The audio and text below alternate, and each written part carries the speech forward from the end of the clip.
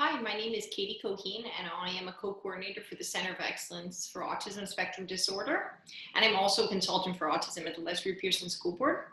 In this video capsule, I'm going to talk to you about considerations for setting up a successful remote learning experience. When we think about putting supports in place for our students and trying to maximize the online learning platform, we really have to think about the types of learners that we are supporting. And we've broken it down into 4 different types of learners. Those that require adaptations to access the regular curriculum. So they're following the regular program, but might require extra time, or they might require a bit of incentive, or maybe the tasks need to be broken down into a certain way. But the expectations of those students academically are that of what's within the cycle or grade level. And the second type of student would be that student who is participating meaningfully in the class, but has modified expectations for either some of their work or some of their subjects, but not all, or they're participating meaningfully for social reasons, but not necessarily for academic reasons. The third type of learner would be that who's following CASP or a fully modified program, so those that their expectations are outside of the cycle or outside of the grade level, where their activities look significantly different from those of the rest of the class, but those that are meaningful to them and for their individualized goals.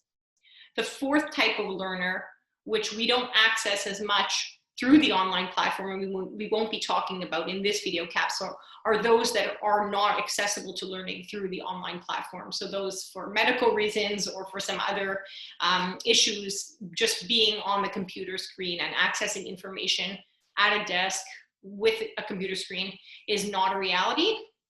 For those ones, we're not going to be talking about in this video capsule.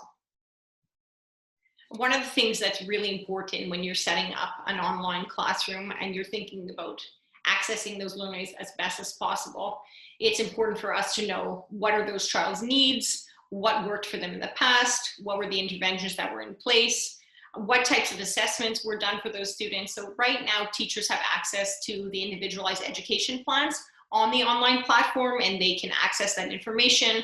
They can revisit the IEPs and look at what the goals are for those students and what strategies were in place for them in the past.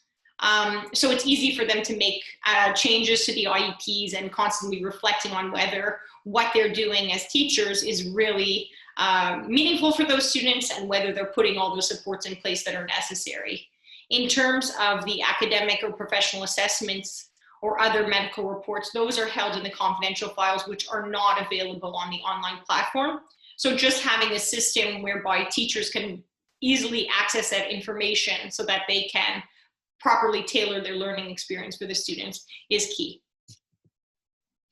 Having channels for communication, if you think about how much easier it is to communicate with other professionals and communicate with families on site, it's created a huge barrier for us in terms of accessing those on-the-fly conversations or connecting with people in the way that we used to. We have to be much more creative in terms of getting information to people and accessing, sharing information. And so just being very cognizant that those things are just as important as they used to be, and making sure that that communication between teachers and other teachers or professionals and families is extremely important. And we have to be really putting in additional effort to communicate with each other.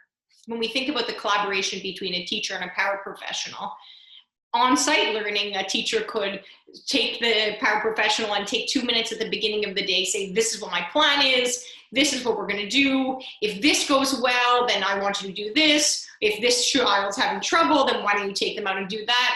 Well, those on-the-fly changes throughout the day are much more difficult when we think about it in the online platform. So just being really clear about what the role of the paraprofessional is and how your paraprofessional could support you in accessing your learners is really important.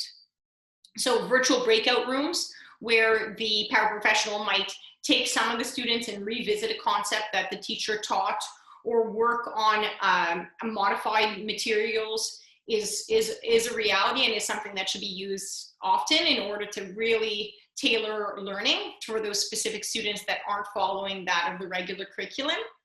They might be working one-on-one on modified tasks that are created by the teacher. It's really important that anything that happens during those breakout rooms or during those one-on-one times, that they might notice something, that a child is struggling or requires an additional review of a lesson, or something comes up, that information is communicated with the teacher. Having the time that you had right before recess or right before lunch that you were able to just touch base with the paraprofessional needs to be set up in your online learning experience. So that might mean that you stay on for an extra 5 minutes just to communicate with the paraprofessional what your next plan is and how that's going to work out, and what their role is in helping facilitate the learning experience with the students is key. And also to help, you know, do all of the things that the paraprofessional used to do when we were on site. So just encouraging the students and promoting their independence, saying, oh, do you have your pencil? Is this in place? Do you have all these things? That might not be easy for the teacher to be able to go individually, but the integration aid might be able to support in that way. Collaborating with the families. One of the things for us that we noticed was a huge barrier for us was having families have a good understanding of what the online learning experience is and how different it is to on-site learning. And so to understand that this transition to online learning does require a period of adjustment. If you think about what a daily schedule used to be, you dropped off your kid at the beginning of the day, the bell rang at 8:30 or whatever, and you picked up at the end of the day, that was what your schedule was. It was always like that. And parents knew that. When we think about the Online Learning Academy, the schedules are very different from what they used to be. You might have periods of synchronous learning where it's teacher-led. There might be periods of asynchronous learning where the students are working on their own on tasks.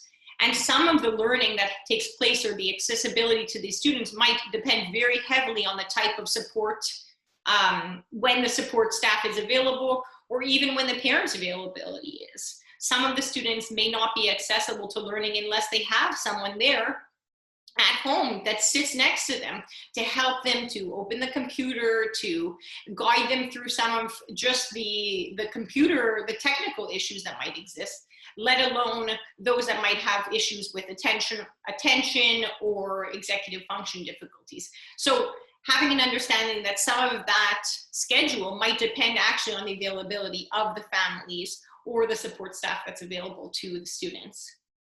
An understanding that the remote learning staff might be different from the on-site teachers. So when a class goes online, it may be the whole class with the teacher who already knew those students. But in some cases, like in the Online Learning Academy, the teachers have been selected from various places, and the students come from many different schools. So there is a period of adjustment in terms of teachers getting to know students and students getting to know teachers, and the families getting comfortable with all these new staff that are in place with their students. Parts of the parent involvement might depend on the level of functional autonomy of the student. So the idea that some kids are just not accessible to learning for long periods of time in front of a computer screen. So maybe there's parts of the day that they can participate in meaningfully, and other parts that will require a parent-led. The teacher might organize something, but the parent might have to be able to support the student in actually having that come to fruition. Students following a modified or CAS curriculum might require goal changes to account for their new environment. So if we think about in school, if one of the goals was to act methodically, for example, well, there they went around and they collected the attendance and they checked off all of the classes in the entire school and made sure that they got all the attendance sheets, or they collected all the recycling from all the different classrooms, and that was something that they could do that fulfilled that goal. Well, what does that look like at home? Does it mean, oh, they set up the table in a certain way and they had a fork and a knife? So it's really thinking about how you might have the same overarching goals that you had in the school, but what they look like and how they translate to the home setting may be different. And teaching materials will be provided digitally. So in many cases, the students will require either they complete the work online, or that the materials might have to be printed in order for the students to be able to do them paper and pencil. Fostering the teacher and student relationship. So building a relationship between the teachers and the students is really important, and there needs to be a lot of intention put behind this. If we think about when you're in the classroom, the teacher could kind of walk around and just tap someone on the shoulder and connect with that student, or the student could stay in after class at recess and chat with the teacher one-on-one. Those things were easy, and it was easy for us to sort of read the room and get a feel for what our students' needs are. In terms of the online platform, they're just having that as an additional barrier that the teachers need to make even a bigger effort to overcome. So check in regularly with the students informally or formally. So taking that time, you know, to log into Zoom 5 minutes early and make a plan to have 2 minutes to discuss with the students how they're doing or how they're feeling, or check in with them. To encourage the students to communicate with the teachers to get that information. So maybe making office hours so that the students know that they can check in at times where there is no academic expectations.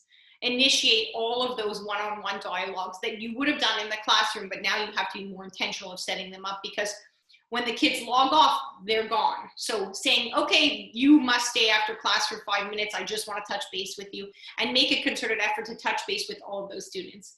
Because we know that the kids, when they feel more connected and when they feel more comfortable, they'll be more engaged in the learning environment and they'll produce more. Be proactive. So if you see issues in terms of the students' tardiness or absenteeism, we need to really get to the root of what those problems are, because what we know is that if you let something slide or you let something go, then these problems tend to grow. So just being on top of all those things. Promoting opportunities for socialization in the learning environment of the online platform. So students really need to have time to engage with other students during the time that they are with you, because otherwise they log off and they are disconnected. And in order for you to foster friendships, especially for those students who may not have been in class with the students last year, they might not be from the same school, really they have to form friendships on the online platform. So if you had a virtual recess or virtual lunch breaks where the students are expected to be or welcome to be on screen with their cameras on, just talking, or have small breakout rooms where you can have smaller groups where you can see that maybe friendships could be fostered and those connections could be made. Unstructured times, basically setting up unstructured times where there is no academic expectations for the kids, allows them to connect with each other. Virtual extracurricular activities. It's really important to check in your area what is accessible for your students and what might be meaningful for them. If there are extracurricular activities where you know that students have a shared interest and there's a possibility of that shared interest bringing students together and feeling connected, to make sure that you're able to put that out there and get that information out to the families. I just listed a few of them here, like WIA or CROM or Special Olympics, but there's a ton that are out there.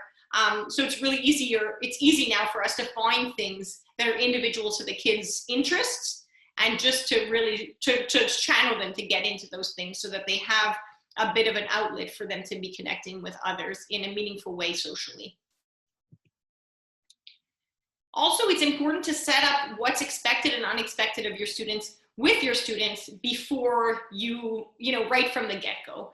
So having the kids understand really what you expect of them, what's the protocol, what they need, all those things before diving into your learning is key. So having them understand that attendance and punctuality are expected. You need to come to class every single day. You're supposed to log in at this time. That's what's expected of you.